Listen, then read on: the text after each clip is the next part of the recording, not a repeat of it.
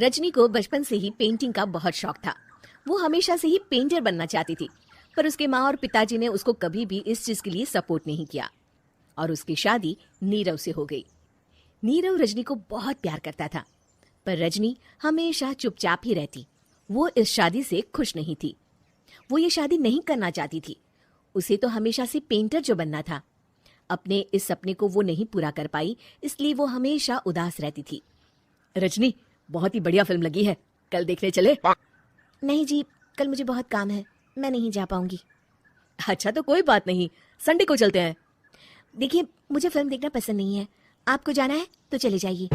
नीरव को मना करके रजनी वहां से चली जाती है और अपने बैग को खोलकर उसमें बंद पड़े ब्रश और कलर्स को देखकर रोने लगती है। रजनी, चलो ना कहीं बाहर खाने चलते हैं, कुछ तुम्हारी पसंद का। जी, मुझे नहीं जाना, मेरी तबीयत ठीक नहीं है। रजनी वहां से चली जाती है। नीरव को समझ नहीं आता कि रजनी उससे इतना दूर क्यों रहती है। वो जब भी उसके साथ वक्त बिताना चाहता है, रजनी कोई ना कोई बहाना बना देती है। एक दिन घर पर कोई नहीं था। रजनी घर का सारा काम जल्दी से खत्म कर लेती है। घर पर अकेले होने के कारण वो सोचती है कि वो आज पेंटिंग करेगी। वो अपने कमरे में जाकर पेंट ब्रशेस और कलर्स निकालकर जैसे ही कलर मिक्स कर रही होती है कि दरवाजे पर बेल बज जाती है। अब कौन आ गया इस वक्त?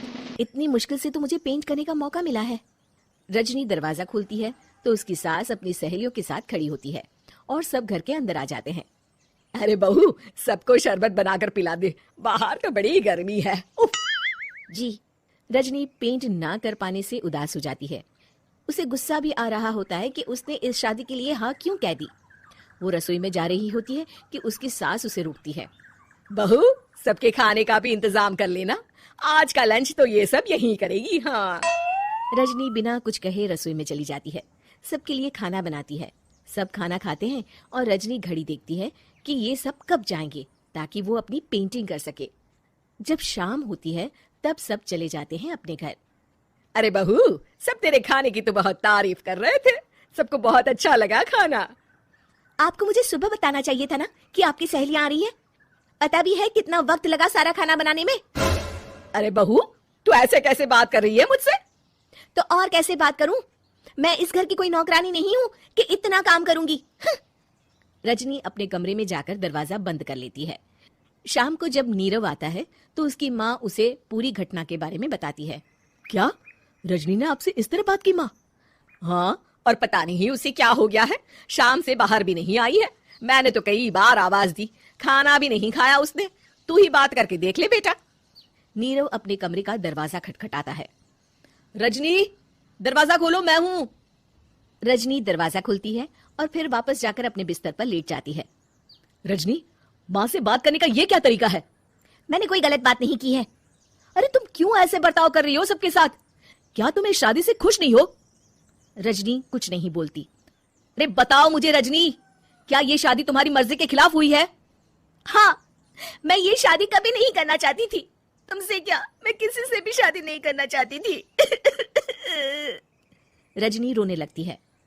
चुप हो जाओ रजनी, बताओ मुझे, तुम क्यों नहीं करना चाहती थी शादी?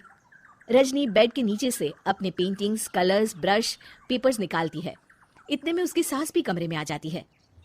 ये देख रहे हो, ये थे मेरे सपने। मैं पेंटर बनना चाहती थी, पर माँ पापा ने कभी सपोर्ट नहीं किया और मेरी शादी करवा दी। मेरे सारे सपने टूट गए। हर वक्त बस गुस्सा आता रहता है मुझे।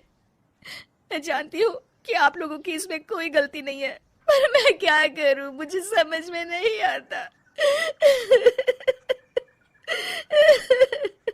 रजनी फूट फूट कर रोने लगती है। मुझे माफ कर दीजिए, आप दोनों के साथ मैं बहुत बुरा बर्ताव कर रही हूँ। अरे रजनी बेटा, चुप हो जाओ तुम। नीरव पानी लेकर आता है। ये लो पानी पियो और शांत हो जाओ। रजनी पानी पीती है और उसकी सास पेंटिंग्स देख रही होती है। अरे नीरव, हमें तो पता ही नहीं था कि हमारी बहू कलाकार है। अरे कितनी अच्छी पेंटिंग्स बनाई है, देखो तो। ये वाली तो मैं अपने कमरे में ले जाऊंगी। आपको ये पेंटिंग्स अच्छी लगी? अच्छी नहीं, बहुत अच्छी लगी। और तुमने हमें बताया क्यों नहीं? तुम जब चाहे पेंटिंग कर सकती हो रजनी।